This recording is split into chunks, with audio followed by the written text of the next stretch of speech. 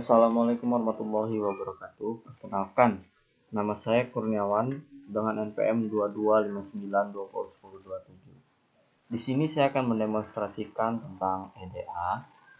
Baiklah, langsung saja kita ke Google Colab-nya. Setelah yang pertama, di sini memuat library dan dataset. Di sini mengimpor library Pandas dan memberi alias PD. Untuk mempermudah pemanggilan, sama saja dengan ini.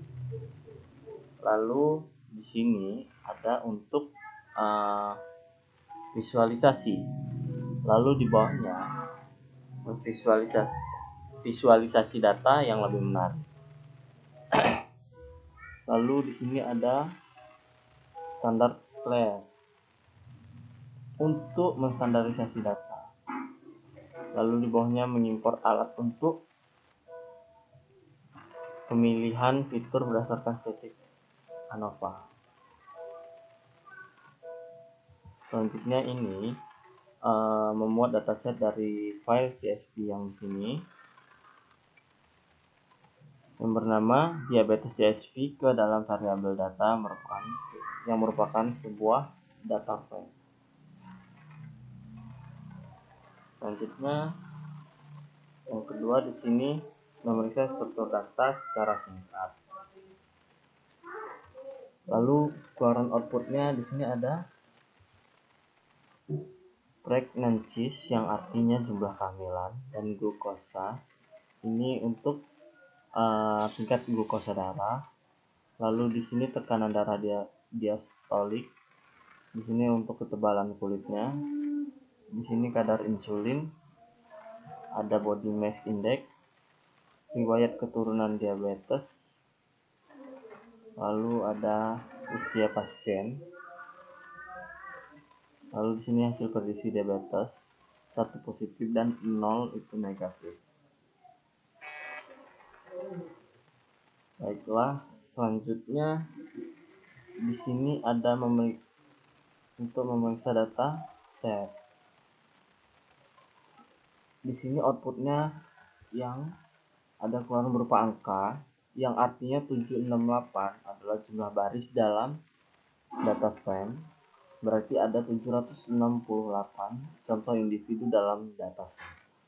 Lalu di sini ada 9 jumlah, yaitu yang artinya jumlah kolom. Ada 9 atribut yang berbeda untuk setiap individu. Selanjutnya sini ada memeriksa tipe data, yaitu di sini pregnancies atau jumlah kehamilan. Di sini tipe datanya integer, lalu nilai value-nya 64. Di sini tipe datanya integer, nilai value-nya 64. Tipe datanya integer, nilai value-nya 64. Ini juga sama. Ini tipe data float, nilai value-nya 64. Ini sama.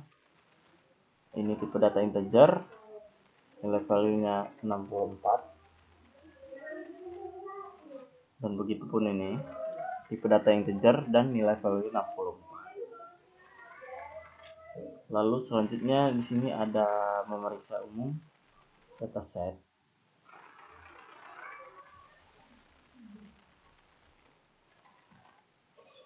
Di sini menampilkan informasi umum tentang dataset seperti jumlah baris dan kolom, tipe data setiap kolom, lalu apakah ada nilai yang kosong atau hilang. Lalu di sini ada statistik deskripsi dataset. Di sini untuk menampilkan seperti rata-rata median, standar deviasi, nilai minimum, nilai minimum dan maksimum setiap kolom numerik. Lalu selanjutnya di sini ada jumlah missing values atau nilai kosong di setiap kolom jika ada. Berguna untuk mendeteksi data yang perlu diisi atau dibersihkan sebelum analisis. Di sini ada outputnya, keluarannya, yaitu di sini adalah jumlah kolom. Kolomnya di sini mulai dari 0 ya, sampai ada 9 kolom. Lalu di sini 768 baris. Dan untuk tipe datanya integer, nggak kelihatan, integer dan nilai value-nya 64. Selanjutnya di sini kita baca yang statistik deskriptif dataset. Di sini contoh misalkan main, untuk di kolom pregnancies atau kehamilan tadi ada 3,84 dan glukosanya 120,89 dan sebagainya. Sampai sini juga insulin 79,79. Begitupun BMI diabetes prediction function. Di sini mainnya 31,99 dan sebagainya. Lalu di sini ada jumlah missing values jika ada 9 kolom, dan di sini nilai values missing values-nya itu tidak ada ya. Semua kolom memiliki nilai lengkap untuk setiap baris. Lalu selanjutnya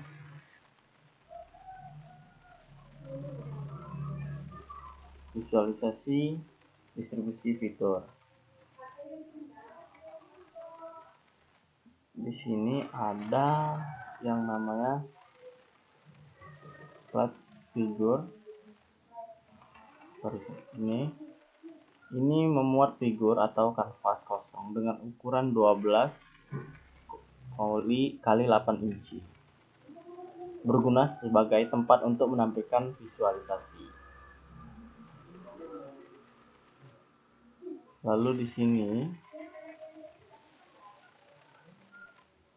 ia memuat histogram untuk setiap kolom dalam dataset, lalu membagi datanya ke 20 interval.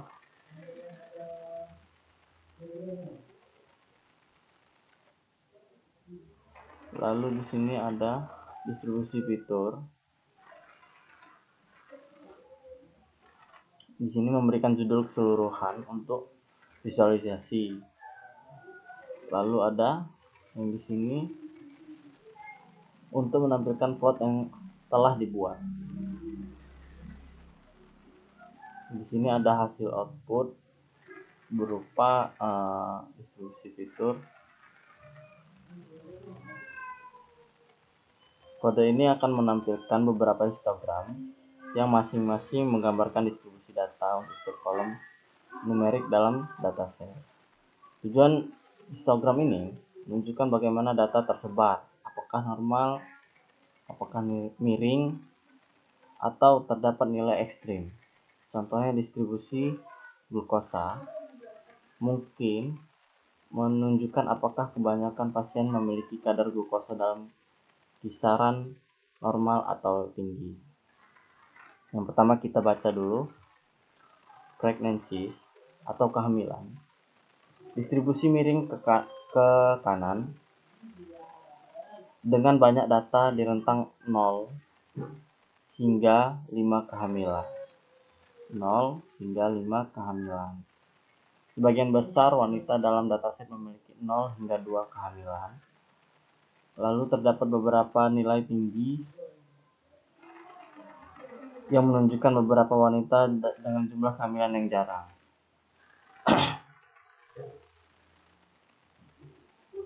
Selanjutnya kita ke visualisasi korelasi antar fitur dengan heatmap. Di sini ada data chart, data core atau menghitung korelasi person antara setiap pasangan fitur numerik dalam dataset. Lalu di sini ada keluaran, output, heat map, antar fitur. Dia merah pekat menunjukkan korelasi positif yang kuat mendekati 1. Lalu ada biru pekat menunjukkan korelasi negatif yang kuat. Lalu ada putih abu menunjukkan tidak ada korelasi yang mendekati 0. Heatmap ini sangat berguna untuk memahami hubungan antar fitur, misalnya apakah glukos memiliki korelasi kuat dengan outcome hasil diabetes. Itu apakah ada fitur yang saling rundunan. Ini bisa membantu dalam analisis dan pemilihan fitur untuk model.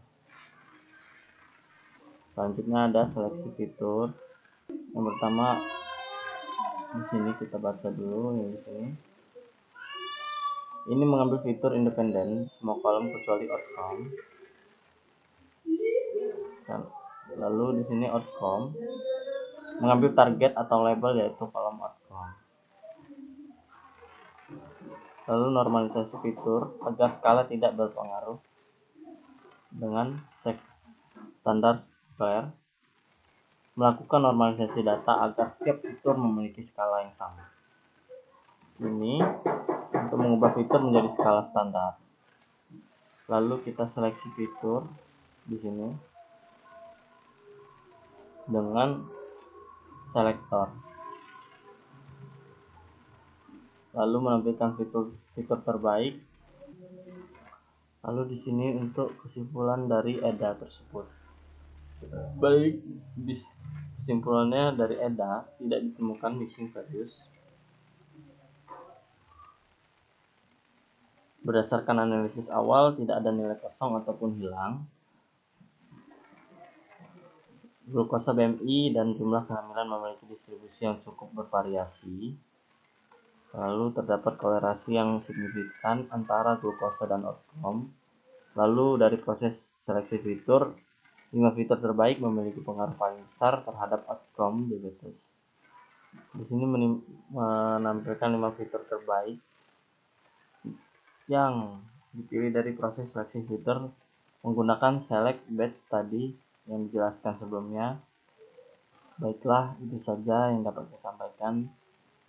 Jadi kurangnya mohon maaf. Terima kasih. Wassalamualaikum warahmatullahi wabarakatuh.